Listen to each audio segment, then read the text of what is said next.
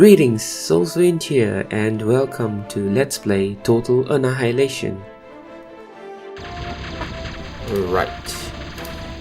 This game is different from the previous games, whereby I play through the campaign as per normal.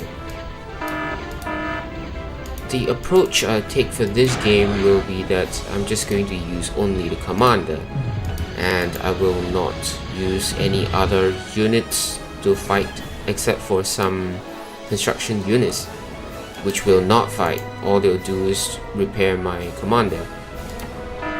The purpose of doing this right now is to test whether the transport's demise or their destruction will contribute to the enemy score count at the end of the game.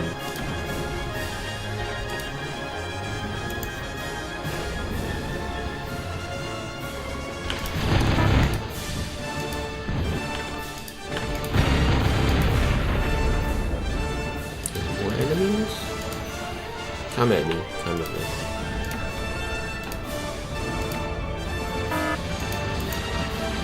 Oh, I do need one of these though.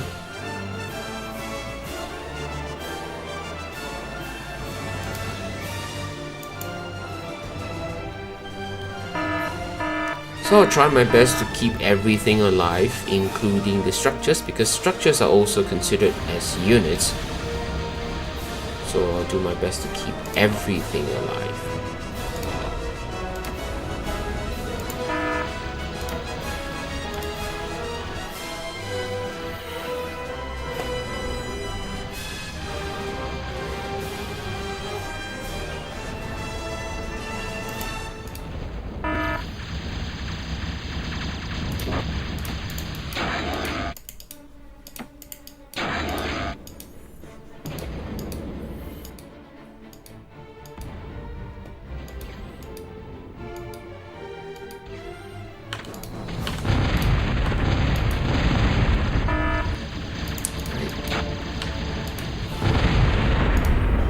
I need a few more solar collectors because if I spam the D-gun,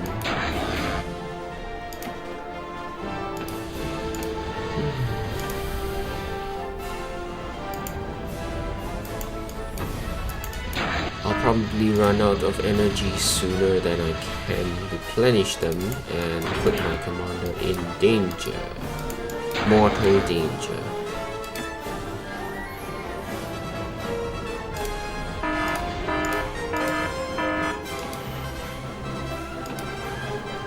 Oops, oops, oops, they're coming, they're coming.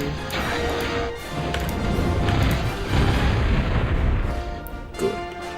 That's the use of a radar.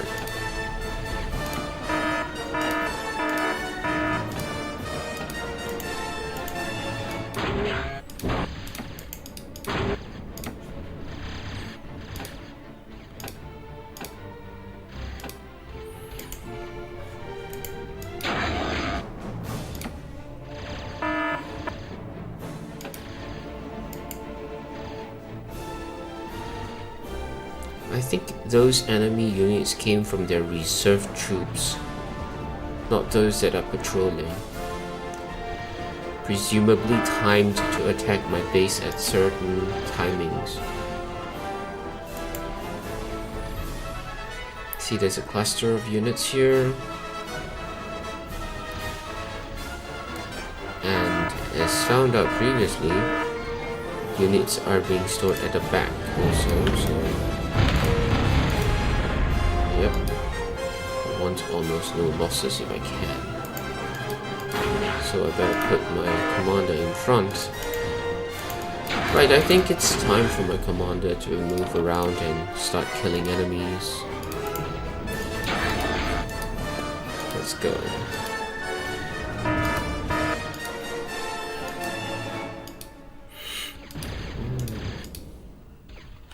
It'll be enjoyable spamming the D-gun.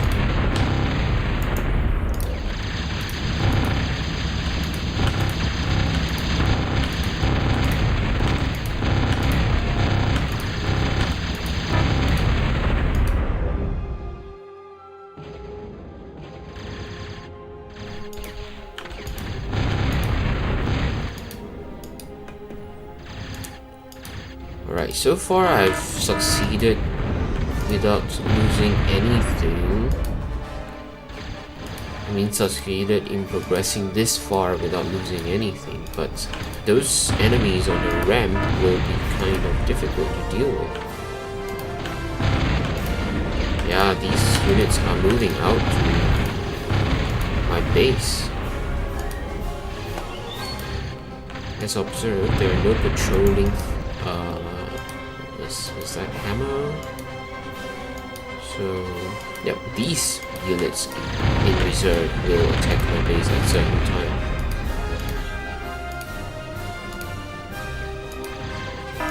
Since they're not able to climb this ramp, maybe, just maybe, I can build one.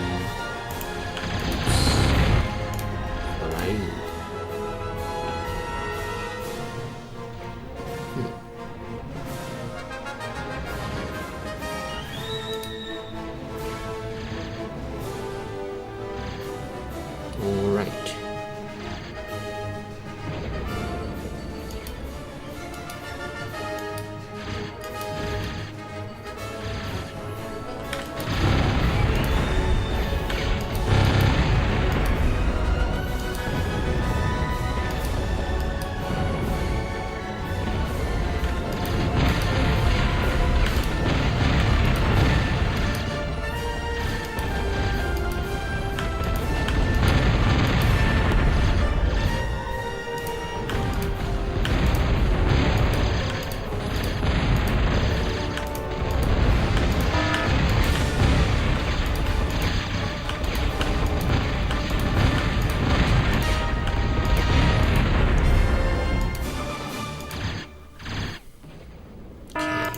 Let's just check the range, make sure that, everything's fine. Yep, it's okay.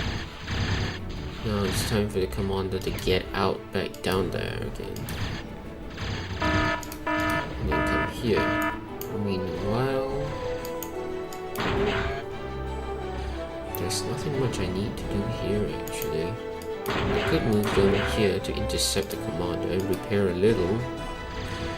I doubt it's necessary.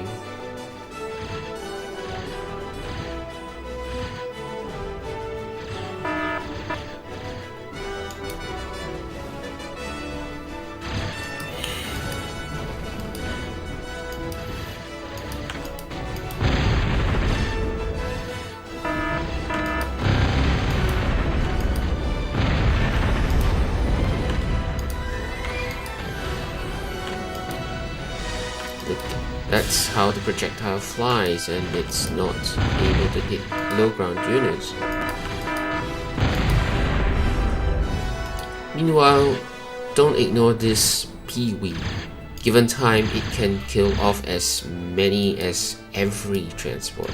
Okay, I didn't test everything because over an hour and it doesn't even do enough. And there's 4 remaining, but still it's quite potential hazard.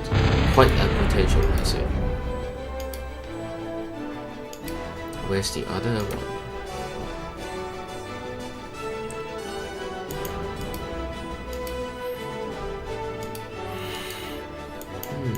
I remember seeing one more Jeffrey thingy around here. Even do enough. And there's 4 remaining. Enough. And there's 4 remaining. Enough. And there's 4. Maybe?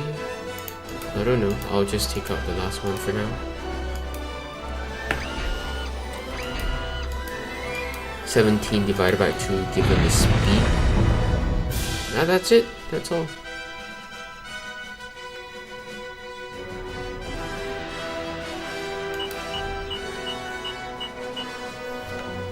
So, looking at the score here, we lost no units at all from our own side, so obviously no collateral damage. We killed 68. They killed 10 and we lost 10, so that's matching. they had their own collateral damages actually, having lost 70. But it shows that we lost 10 transports, so yes, it proves that the transports actually add to the loss counts and their kill counts. So yep, that proves everything.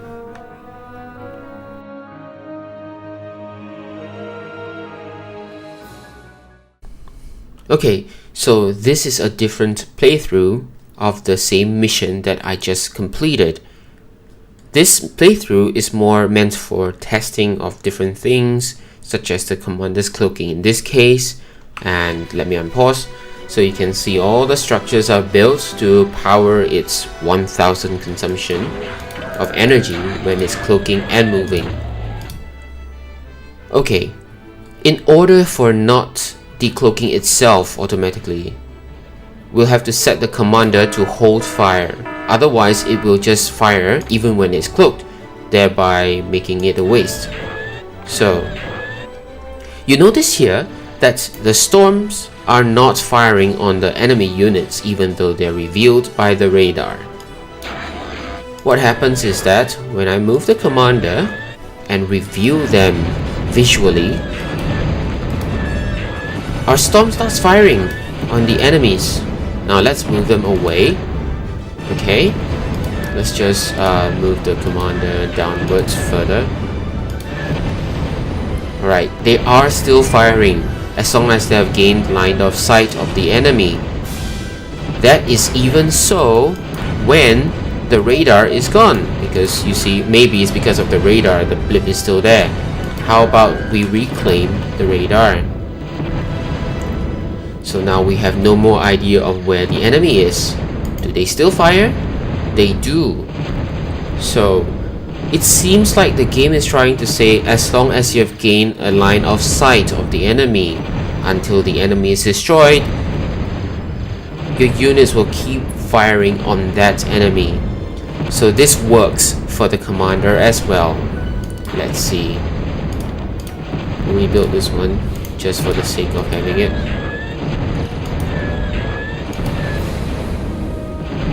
Now, we'll move the commander up, okay, and intentionally reveal it to this enemy hammer, I guess, high. So now the hammer will fire upon my commander. Oh, and it's revealed to some other units as well. Now, it is cloaked, it's still being fired upon. Okay, let's move it away, out of sight. Apparently, this enemy was told to hold fire. I mean, hold position, so it doesn't follow me. Now, let me just do some repairs. I don't want my commander to die. It doesn't follow my commander. Now, let's put this on hold fire, and we'll move out. Apparently, if it's on hold fire, it doesn't change target. So you see, it doesn't engage my storm. Meanwhile, those which are on patrol, they do change target and they do engage this new unit that they encounter, even following it to our trap here, our gauntlet here. Another one's coming, is it? No, okay.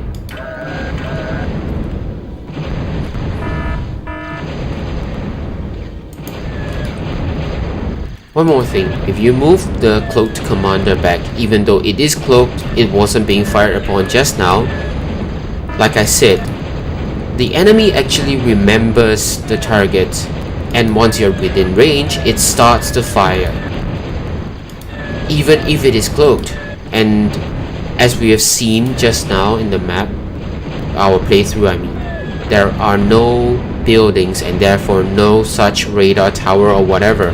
But as proven, you don't need a radar tower to remember a unit and to fire upon it. Now, another thing that I would like to show is that if you reveal your commander, say to this patrolling unit, let's wait for it to move back, it can tank some damage.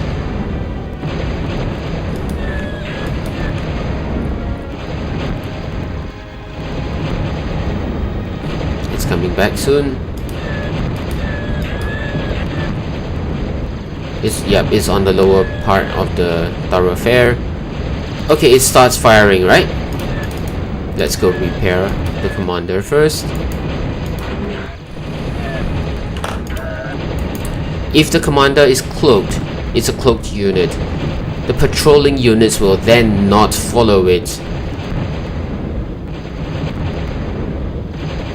So as opposed to what I said just now, even if it's not on hold position, it will not follow a cloaked unit, but it will remember a cloaked unit and fire upon it as long as it's within range.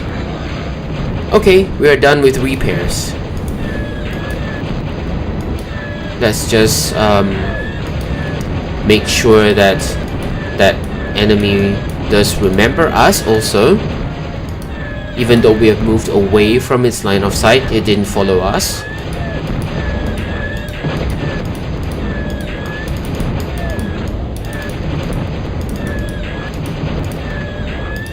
Hey, you see, it does remember us. It is cloaked, but it does remember us.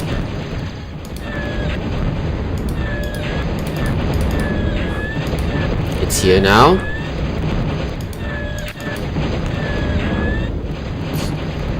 Is it coming back again?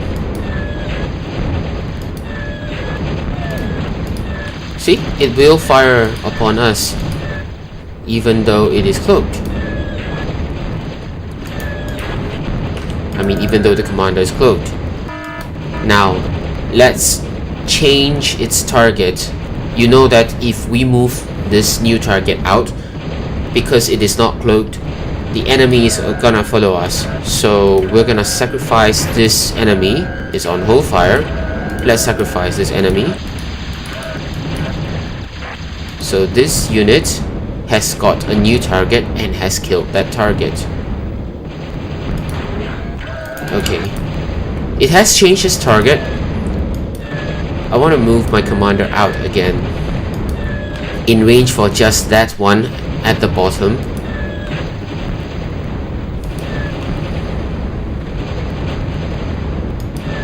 Does it still fire? It doesn't. This is the one. It's here, but it no longer fires at my unit, while this weasel still remembers me. This is cloaked. So if you let it change its target, so it's on patrol, it changes its target, then it will not remember the previous target and therefore will not fire. This is very important later in the game, so just remember for now. Okay, so I've reloaded the game to conduct another experiment, this time to show that a unit, an enemy unit that's on hold fire, hold position and not on hold fire, will open fire on my unit but will not follow my unit when it moves away out of line of sight or line of fire. We'll also notice that the other unit here is on both is on both hold fire. This unit here is on hold fire and hold position. This unit will neither fire upon my unit or follow my unit. So let's see. See, that unit does not follow my storm. It will just open fire at it only. Let's use another one. You can see here they are all firing at the storm that was revealed. Now let's ask this unit to attract some other units and bring them, cause aggression and bring them into the base. This will allow our storm here to change target. So you can see this whole row of storm. They've changed target and conveniently forgot all about this hammer, this enemy unit over here, and therefore they've stopped firing. However, something else can change the status of a unit. If you actually intentionally fire at that unit, whether it's on hold position or whether it remembers another previous unit, will still follow you and become aggressive. But before that, let me just wait for that peewee to go away. Hold fire. This time I'll intentionally fire on this and this. Now they attack, and then you can see them moving. See, they're both coming in. Be it hold fire, hold position, or a combination of either, they'll just come here. And they'll change their stance to aggressive. So probably fire at will and maneuver or roam even. We don't have enough distance to test if it's roam, because roam will chase it all the way until the target state, but maneuver will make the unit return to its position after some time.